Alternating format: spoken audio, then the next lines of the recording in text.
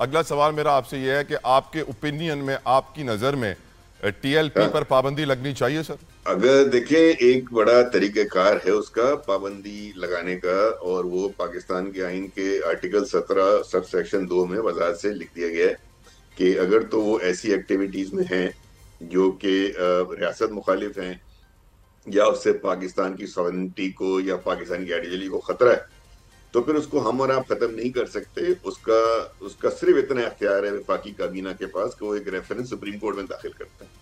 تو اگر ہماری یہ خواہش بھی ہو کہ اس میں پابندی لگ جائے تو بہرحال فائنل فیصلہ سپریم کورٹ نے کرنا ہے، کیونکہ جماعتوں کو اس طریقے سے کابینہ یا حکومتوں کے فیصلے سے ختم نہیں کیا جا سکتا۔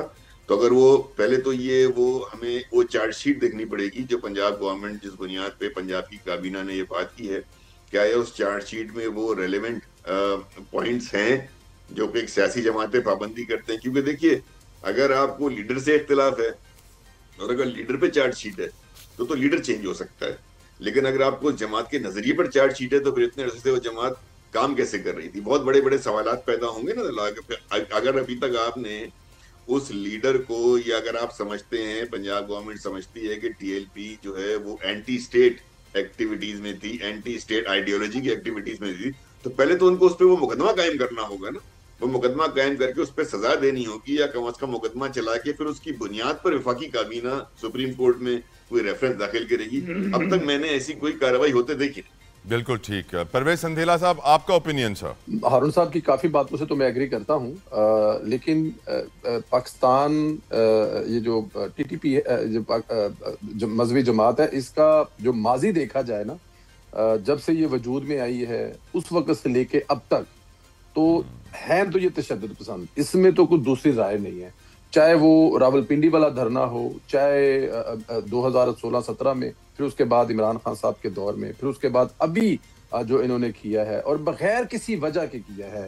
دیکھیں کسی جگہ پہ کوئی وجہ بھی ہو نا، تو میرے خیال میں پاکستان کا ہر مسلمان وہی چاہے گا جو مذہبی جماعتیں چاہتی ہیں، لیکن اب مذہبی جماعتیں کسی جگہ پہ آ کر ریاست کو، اسٹیٹ کو بلیک میل کرنا شروع کر دیں، جس طرح پاکستان تحریک انصاف کو سوشل میڈیا چلاتا ہے، تو اب اس طرح پاکستان اسٹیٹ کو جو ہے وہ یہ مذہبی جماعت چلانا شروع کر دے تو پھر مسائل ہوں گے۔ دیکھیں نا کہ وہاں پر ایشو یہ ہے کہ غزہ میں صلح ہو رہی ہے، حماس والے صلح کر رہے ہیں، فلسطین والے صلح کر رہے ہیں، اسرائیل کے ساتھ ان کی کوئی امن کی کوئی ڈیل ہو رہی ہے۔ تو یہاں پر مجھے اور آپ کو تو خوش ہونا چاہیے، کیونکہ وہاں پر تو جو بچے ہیں، وہاں پر جو بزرگ ہیں، وہاں پہ جو گھر ہیں، وہ تو ہر چیز تباہ و برباد ہوئی پڑی ہے، لیکن ہم اس پہ پروٹیسٹ کرنے نکل پڑے ہیں کہ نہیں یہ نہیں ہونا چاہیے۔ وہ میرے اور آپ کے گھر پہ تو بم نہیں گر رہے نا، میرے اور آپ کے بچے تو وہاں پہ شہید نہیں ہو رہے نا، میرے اور بچے آپ کے بھوک سے مر تو نہیں رہے ہیں نا۔ تو اس پہ آ کر جو انہوں نے کیا، میرے خیال میں یہ کافی ہے ان پر پابندی لگنے کے لیے۔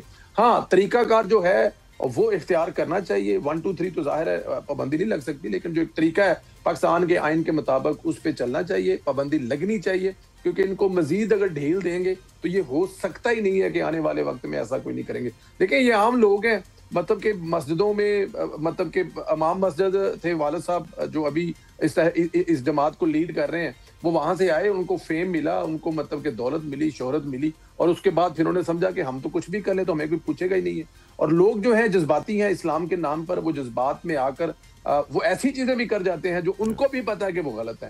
تو میرے خیال میں اگر پابندی لگ جائے تو زیادہ بہتر ہے، کیونکہ آپ نے دیکھیں پہلے بھی پابندی لگی تھی، پھر پابندی ہٹا دی گئی تھی، اور اس کے بعد سیکھا تو کچھ بھی نہیں ہے، یا تو سیکھ لیتے۔ اور پھر ایک بات اور جتوئی صاحب، اگر ان کے جو لیڈران ہیں، جو ان کو لیڈ کرنے والے ہیں، ان میں جو ان کے چھوٹے بیٹے ہیں، ان کی اگر تقاریر سنیں تو جس قسم کی وہ گفتگو کرتے ہیں، کوئی مہذب معاشرہ اس گفتگو کو ایکسیپٹ ہی نہیں کر سکتا۔ مطلب وہ جس حد تک چلے جاتے ہیں، جس حد تک وہ گالیاں تک نکال جاتے ہیں اور وہ فتوے دے دیتے ہیں قتل و غارت اور مارنے کے، میرے خیال میں پابندی لگنی چاہیے۔ بالکل ٹھیک ہے۔ شوکت صاحب، آپ کی رائے سر اس کے اوپر؟ چارج شیٹ ہونی چاہیے کہ الزامات کیا ہیں، ان کی نوعیت کیا ہے۔ آپ کو یاد ہوگا کہ خواہشات کے اوپر تو پی ٹی آئی پہ بھی پابندی لگ رہی تھی۔ جی ہاں سر، ان کی خواہش تھی، اور بلکہ انہوں نے تو ٹائم بھی دے دیا تھا کہ جی بس اب شام تک بین ہو جائے گی۔ تو یہ تو خواہشات تو ایک اپنی جگہ ہے، لیکن دیکھیں کسی کی زبان بندی آپ نہیں کر سکتے اس بنیاد کے اوپر، جس طرح ہارون صاحب نے کہا نا، میں ان سے اتفاق کرتا ہوں کہ لیڈر نے، پوری پارٹی جو ہے وہ لیڈر کی وجہ سے بین نہیں کی جا سکتی، نہ کوئی نظریہ ختم کیا جا سکتا ہے۔ اور آپ قانون آپ کے قانون ایسے ہونے چاہیے جس کے اندر اگر کوئی پولیٹیکل پارٹی اگر اپنے اس سے ہٹ کر کوئی کام کرتی ہے تو اس کے باقاعدہ سزا ہونی چاہیے، باقاعدہ ہونی چاہیے. لیکن یہ کیا طریقہ ہے کہ ایک اتنے عرصے تک اس نے الیکشن میں حصہ بھی لے لیا اور الیکشن لڑتے وقت کسی کو نہیں روکا گیا، اور پھر اس کے بعد اتنے عرصے تک وہ ان کے دفاتر کھلے رہے، کوئی وہ نہیں ہوا. لیکن جیسے ہی انہوں نے لانگ مارچ کا اعلان کیا تو کریک ڈاؤن شروع ہوا، پھر اس کو ایسی تنظیم ڈکلیئر کیا کہ جی اس کو بین ہونا چاہیے. اب یہ دیکھیں بہت ساری چیزیں شکوک و شبہات کرتی ہیں کہ آپ ہر ایک کی زبان بندی کرنا چاہتے ہیں. پی ٹی آئی کوئی اعلان کرتی ہے تحریک کا، تو بھئی کیا اس سے پہلے تحریکیں نہیں چلی ہیں اس ملک میں؟ کیا لانگ مارچ اور ٹرین مارچ اور دھرنے نہیں ہوئے ہیں اس ملک میں؟ تو کہتے ہیں انتشاری ہیں. بھائی انتشاری ہم کہاں سے آ گئے؟ پہل تو آپ کرتے ہیں، ہم اسلام آباد جاتے ہیں، آپ شیلنگ کرتے ہیں، پھر آپ کہتے ہیں یہ انتشاری ہیں. وہاں جاتے ہیں بیٹھنے کے لیے، دھرنا دینے کے لیے ڈی چوک میں، آپ گولیاں چلا دیتے ہیں، پھر کہتے ہیں یہ انتشاری ہے. تو میرے خیال سے یہ چیزیں اس ملک کے لیے کتنی مفاد میں ہوتی ہیں یا کیا ہے، ساری دنیا دیکھ رہی ہے، ہم نے بھی دیکھ لیا.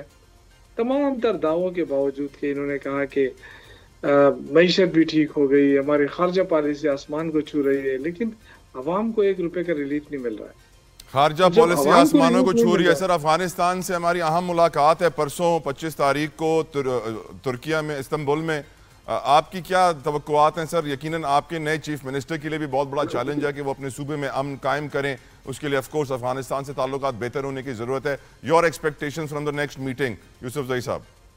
ہمیں تو توقع ہے کہ پاکستان اور افغانستان دونوں، کیونکہ دونوں کا دار و مدار جو ہے نا وہ ایک تو ہمسایہ بھی ہیں، ایک دوسرے سے جان نہیں چھوٹ سکتی، اور میرا یہ خیال ہے کہ زیادہ افغانستان کو ضرورت ہے.